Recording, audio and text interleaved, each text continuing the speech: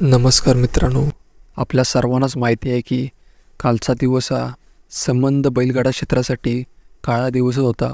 कारण आपल्या सर्वांचे लाडके रणजित निंबाळकर सर आपल्यातून निघून गेले आहेत.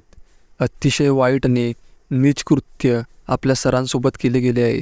मित्रांनो, आपल्या सर्वांचे लाडके सर नेहमी म्हणायचे, या बैलगाडा क्षेत्रामध्ये विश्वास हा कोणावरच ठेवला नाही पाहिजे. मित्रांनो, आणि अखेरकार आपल्या सर्वांच्या लाडक्या सरांनी चुकीच्या माणसावरच विश्वास दाखवला आणि त्याच माणसाने आपल्या सर्वांच्या लाडक्या रणजित निंबाळकर सरांना आपल्यापासून हिरावून घेतले आहे.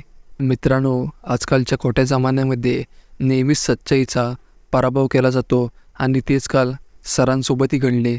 मित्रांनो, माझी एक आपल्या सर्वांना नम्र विनंती आहे, जोपर्यंत रणजित निंबाळकर सरांना न्याय भेटत नाही तोपर्यंत आपण बैलगाडी मालक म्हणून आपला नंदी कोणत्याही शर्यतीमध्ये पळवू नका. कारण आज जे कृत्य सरांसोबत घडले आहे ते आपल्यासोबतही घडायला वेळ लागणार नाही. त्यामुळे आपण सर्वांनी संघटनेला ही विनंती करू की जोपर्यंत सरांना न्याय मिळत नाही तोपर्यंत कोणतेही मैदान घेऊ नये. तर मित्रांनो, आज जी सरांची अचानक जाण्याने पोकळी निर्माण झालेली आहे ती कोणीही भरून काढू शकत नाही. मित्रांनो, आता त्या माऊलीने काय करायचे, त्या 9 महिन्याच्या बाळाने काय करायचे, कोणाकडे बघून राहायचे.